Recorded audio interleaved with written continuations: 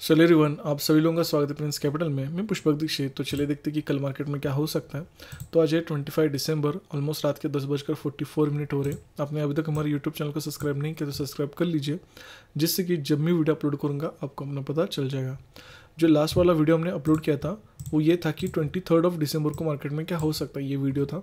अगर आपने नहीं देखा जाके देख लेना, क्योंकि जो भी हमने एनालिसिस किया था वही कहीं ना कहीं हमें मार्केट में वही देखने के लिए मिला है। तो हमारा जो व्यू था तो कहीं ना कहीं मार्केट का हमारा बाइंग व्यू था। तो आप देखोगे बहुत ही अच्छा हमें यहाँ पर बाइंग मोमेंटम देखने मिला। ओवरऑल मार्केट साइडवेज था, लेकिन बाइंग मोमेंटम देखने के लिए यहाँ पर मिला।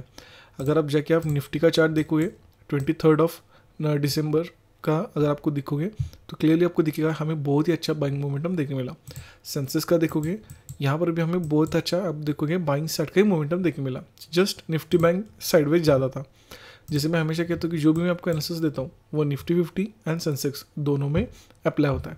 चलो, हमने क्या एनालिसिस किया था थोड़ा सा हम एक बार देख लेते हैं कि 23 को बाइंग की तरफ ही हम क्यों देख रहे थे। सबसे पहले हमने डिस्कस किया था कि कहीं ना कहीं ऑपरेटर जो वो बायर है, वो मैंने वहाँ पर एक्सप्लेन किया था, जाके आप वीडियो देख लो आपको क्लियर हो जाएगा।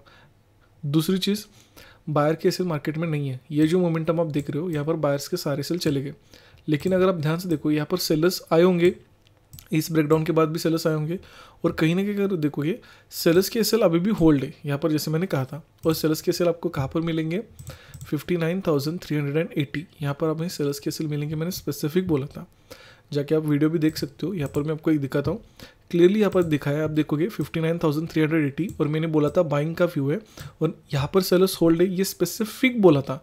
59,380 पे उनके सेलर्स के एसएल ये भी बोला था, और एग्जैक्टली मार्केट ने अगर आप देखोगे उन्हीं सेलर्स को टारगेट किया है। आप मुझे कमेंट कर सकते हो आपको क्या सीखने के लिए मिल रहा है, कैसे आपको मार्केट में एनालिसिस हमारा लग रहा है, क्योंकि जो भी हम एनालिसिस करें मार्केट में वही एग्जैक्टली हो रहा है।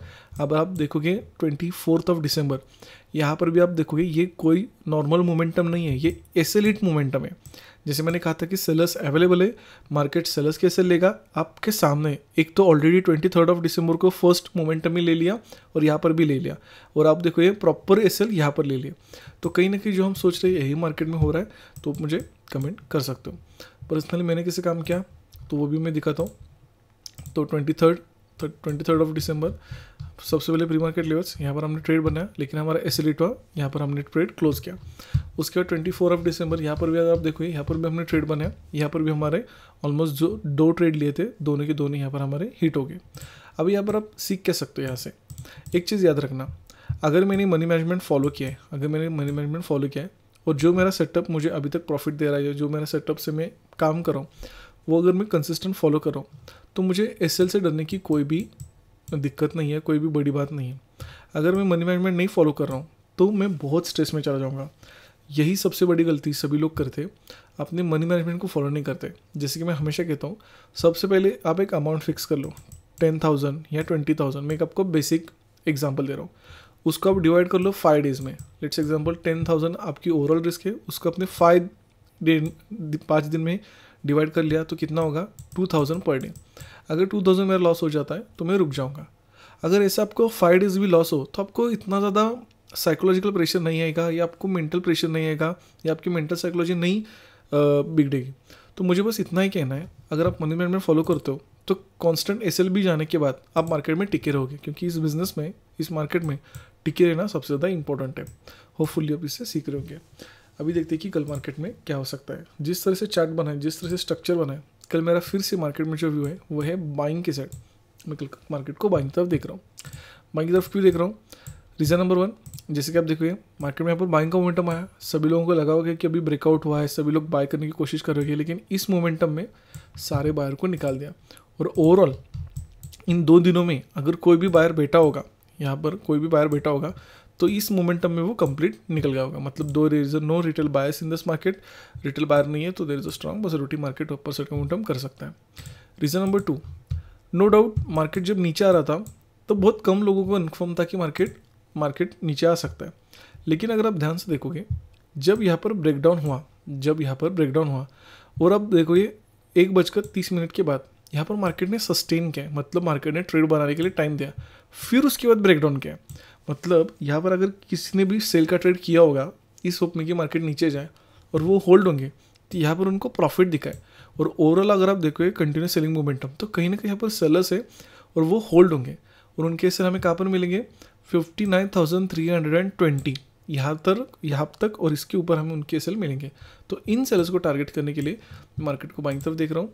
और ये सेलर्स होल्ड डे में ऐसा क्यों कह रहा हूँ, अगर मैं 50 मिनट टाइम फ्रेम में मार्केट को लगाऊँ तो आप देखोगे उनके पास एक रीज़न भी है होल्ड करने के लिए। Recent high, swing high to swing low अगर आप देखोगे तो मार्केट ने एक्जैक्टली 50% जो रिजेक्शन लिया है, आप यहाँ पर देखोगे तो उनके पास रीज़न भी है कि वो होल्ड क्यों कर रहे हैं। तो यहाँ पर सेलर्स हमें मिलेंगे, उनको टारगेट करने के लिए मार्केट को बाइंग की तरफ देख रहा हूँ।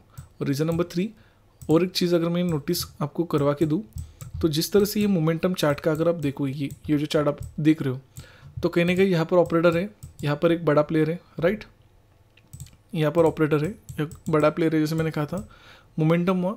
तो कहीं ना कहीं ये जस्ट एक सेल्स के एसएल क्रिएट हो रहे हैं अगर आप लॉन्गर टाइम में देखोगे। और अगर आप शॉर्ट टाइम में भी यहाँ पर भी देखोगे तो यहाँ पर भी आपको वही देखने के लिए मिलेगा। ये देखो आपको क्लियर दिखेगा, यहाँ पर ऑपरेटर या बड़ा प्लेयर, मोमेंटम क्या, फिर से सेल्स के एसएल क्रिएट, फिर अगेन एक बाइंग मोमेंटम। तो इसलिए मार्केट को ओवरऑल बाइंग की तरफ देख रहा हूँ। होपफुली आपको आंसर्स पसंद आएगा, कुछ सीखने के लिए मिला तो कमेंट करना मत भूलना। काम कैसे कर सकते हैं, flat gap up and gap down में मार्केट को हम टोटली बाइंग साइड की तरफ देखेंगे, लेकिन एक सेटअप चाहिए तभी हम मार्केट को बाइंग करेंगे। मैं आपको एक ऑपरेटर लेवल देता हूँ 58,991, 58,991। ये जो लेवल आप देख रहे हो, मार्केट इसके नीचे कैसे भी जाए, गैप डाउन होकर जाए या ब्रेक डाउन होकर जाए, अगर मार्केट इसके नीचे जाता है तब हमें मार्केट को सेलिंग की तरफ देखना है। क्यों, फिर यहाँ से हम इन सेल्स को टारगेट नहीं कर पाएंगे। और सबसे इंपॉर्टेंट चीज़, फिर ये जो सेलिंग है, अगर आप एक चीज़ नोटिस करोगे तो ऑलमोस्ट 59,500 से आया। अगर मार्केट इसके नीचे जाता है तो ये प्रूफ होगा कि कहीं ना कहीं इसने यहाँ पर ऑपरेटर की पोजीशन बनाई है। तो कंटिन्यूएशन में जो ये ऑपरेटर होगा वो ज़्यादा स्ट्रांग होगा और यहाँ से मार्केट में कंटिन्यूएशन में सेलिंग मोमेंटम देखने को मिल सकता है। सो फिर आपको वीडियो पसंद होगा, कुछ अच्छा लगा तो कमेंट करना मत भूलना। थैंक्स फॉर वॉचिंग, हमें द नेक्स्ट